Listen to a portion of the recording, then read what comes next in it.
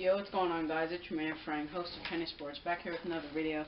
And today we're going to be kicking off the most interesting series, and expect across decades part 2 coming out on Wednesday. So I've come up with a new upload schedule: Monday, Wednesday, Friday. And yeah, let's get into it. So today we're going to be covering the most interesting Most interesting part 1, MLB edition first overall picks. So this was pretty interesting. I've compiled a list of 5 finalists that have insane stories, from being picked first overall twice and disappointing 2 franchises, to using drugs, making your MLB debut 8 years after you were drafted, and winning an MVP. So let's get right into it. We're going to start off at number 5 and work our way from 5 to 1. At number 5, we have 1966 first overall pick by the New York Mets. When they were on the clock, they selected Stephen Chilcott, center. We're gonna forget that ever happened. Stephen Chilcott, catcher. I have abbreviations on here. I didn't expect to get that mixed up. Chilcott is one of 2 first overall picks ever to not touch an MLB diamond. However, it was to no fault of his own. In fact, he was promising. He had 75 hits and 45 RBIs as a minor leaguer in '67 before he went down with a devastating shoulder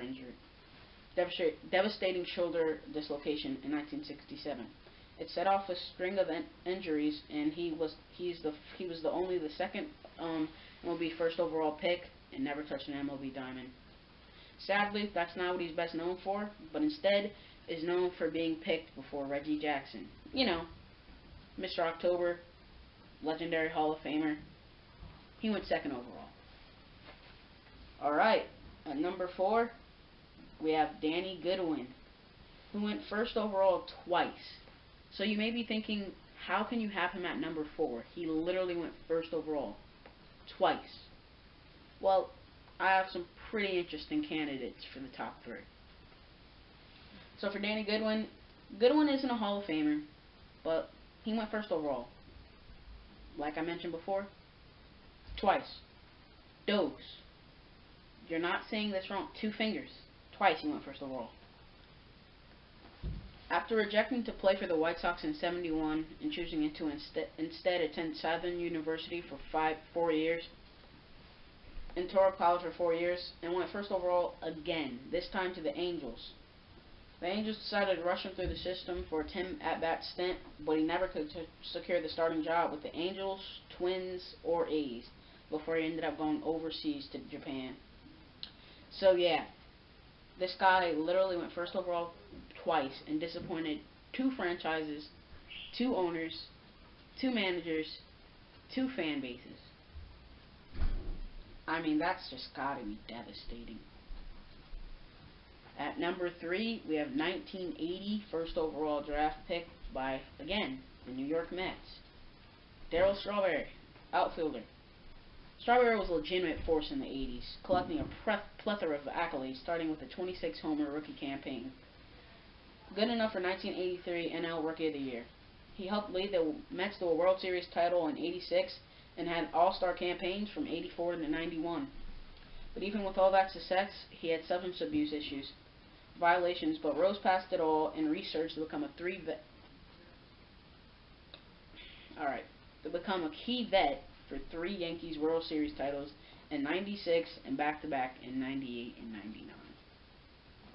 So I don't know. You guys let me know if you think he should have been 4 instead of Danny Goodwin, the catcher. So I don't know, but I think that's pretty crazy. Like, he was using drugs and still ended up popping off for, what is that, 84, 85, 86, 87, 88, 89, 90, 91, and ended up making 8 straight All-Star games. That's pretty insane.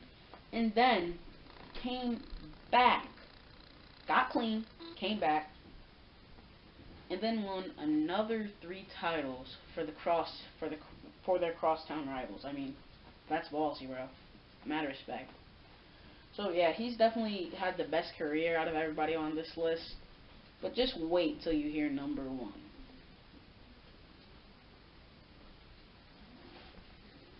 At number 2, we have 2008 first overall draft pick, Tim Beckham, shortstop from the Rays. He was highly touted out of high school as an established 5-tool player and looked to become a Hall of Famer, obviously. That's what you want out of your first overall pick. He fought back from 2 violations of the MLB's Joint Drug Prevention and Treatment Program that he was hit by a 50-game suspension for to become a Tampa Bay utility man before being traded to the Angels in 2017 and posting career best numbers with 22 homers and 62 RBIs, showing his potential as a 5-tool player that most analysts and scouts thought he had coming out in '08.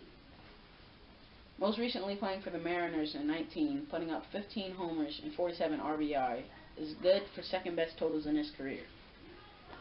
So that was pretty recent, obviously, but I don't know, was that even worthy of number 2?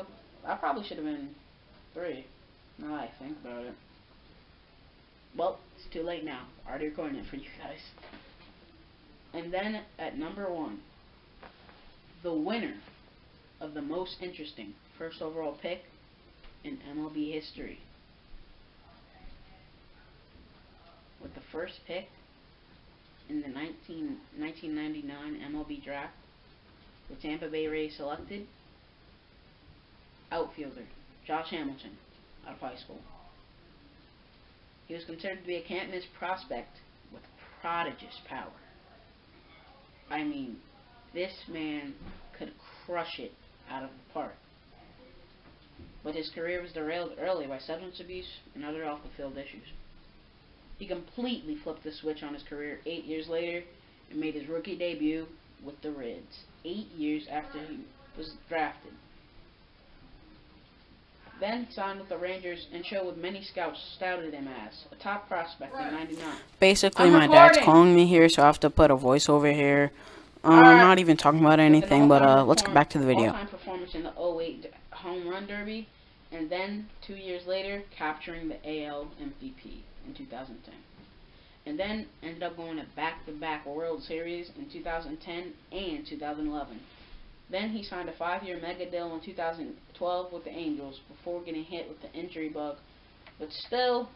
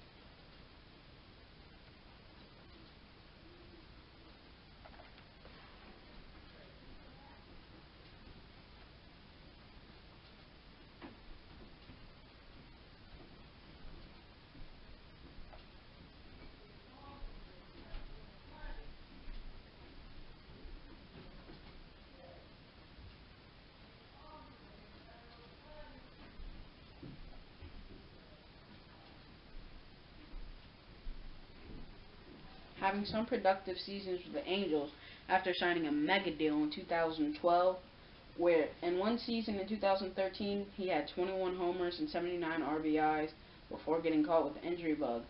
For example, he never even, in his last 2 seasons in the MLB, 2014-2015, he only played 139 games, which isn't even a full season's worth. But all in all, he had a pretty impressive career. He ended up making 5 straight All-Star games from '08 to 2012 and won an MVP.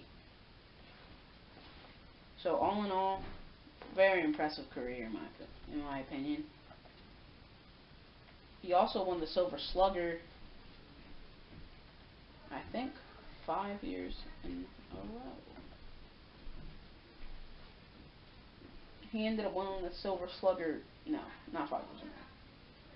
3 times. Alright, that's going to do it for me. I hope you have a good day, good week, good month, good rest of your year. And for me, I'm out. See you guys next video.